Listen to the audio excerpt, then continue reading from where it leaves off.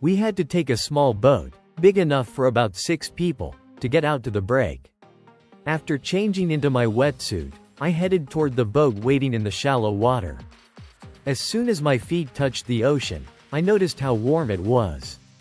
Classic tropical conditions. On past trips, that alone would have lifted my mood a bit. But this time felt different. Because it was my first time heading out to a surf break by boat. On top of that, I had no idea what size waves were breaking out there. I could feel the tension rising. A few minutes after we boarded, the waves gradually came into view. The boat stopped about 50 meters from the break. The waves looked to be about shoulder high. It seemed doable, but I couldn't yet tell how hollow the waves were or how strong the current might be. I had already stretched and applied wax before getting on the boat. Physically, I was ready. Mentally, not so much. Following what the others were doing, I tossed my board into the water and jumped in after it. The warm seawater wrapped around my whole body. But the nerves didn't go away. My body still felt stiff, tired from the long flight. I paddled slowly toward the lineup, feeling the fatigue in my muscles. Once I reached the lineup, I started watching the other surfers ride waves. The waves weren't exactly hollow, but they had depth and power. I could feel it. I observed a few waves, watching how other surfers handled them.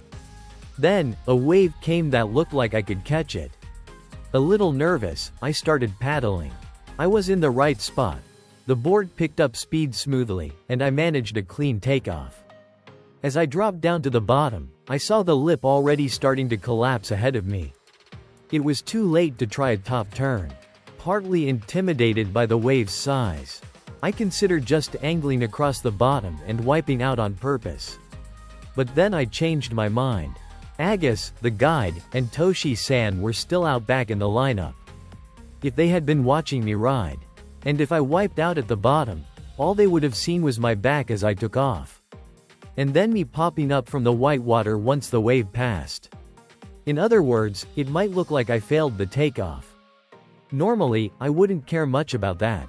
But this time felt different.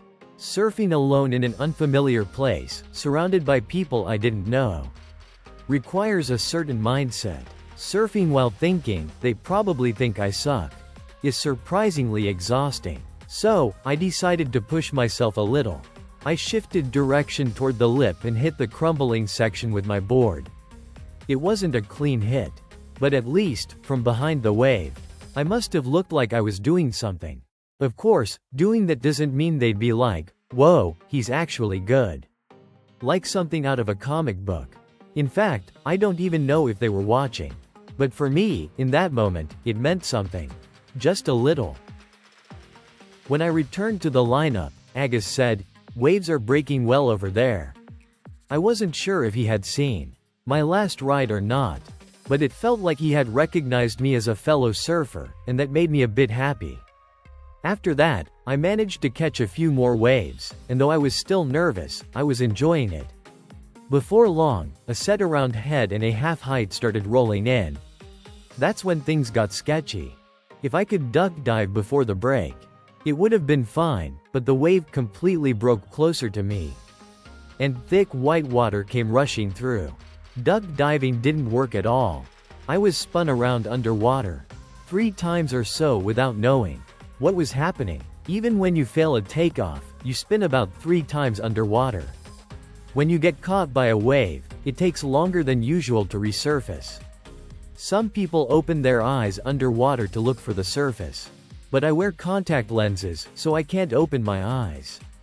I just held my head and waited to float back up slowly.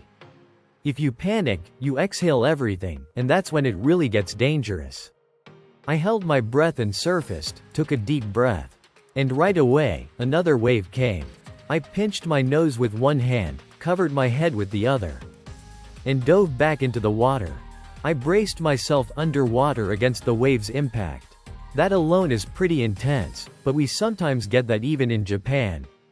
What makes Bali really tough comes afterward. Even while taking hits from waves, I paddled and duck dived, trying to get back outside. But I kept getting pulled further and further inside. And what waited inside was a super shallow reef.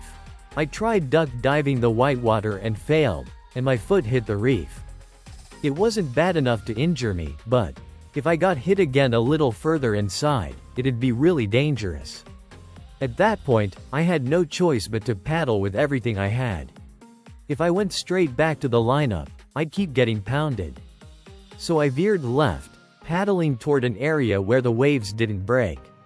I duck dove maybe 10 waves while paddling a bit more outside. And finally reached a safe spot where the waves weren't breaking. I sat up on my board, catching my breath. It felt like I had just received my baptism in Bali. After watching a few waves pass, my breathing returned to normal. Before long, I'd forgotten all about the earlier suffering. When a good wave came, my body just reacted. And I went chasing after it again.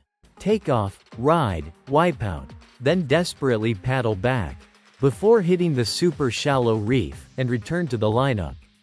Repeat that a few times, and I was totally spent. After 2 or 3 hours, it was time to get out of the water. Before coming to Bali, I had thought, maybe I'll get in 2 or 3 sessions a day. But now, I wasn't so sure if I could handle that. When I asked the guide about our plans, he said, with the tide and wind, we're probably done for today. Hearing that, I immediately said, well, then it can't be helped. And I was totally fine with ending today's surfing. On the way back to the hotel, we stopped at a place to get lunch. I told him, I want to try some local Indonesian food. The place he took me to was more like a stall, just a table and a tent. Flies were buzzing everywhere. Honestly, I had no idea what I was eating, both the flavors and ingredients. It wasn't good or bad, and I finished about 80% full. It felt a little too local for me. I wondered how I should make my lunch requests from now on.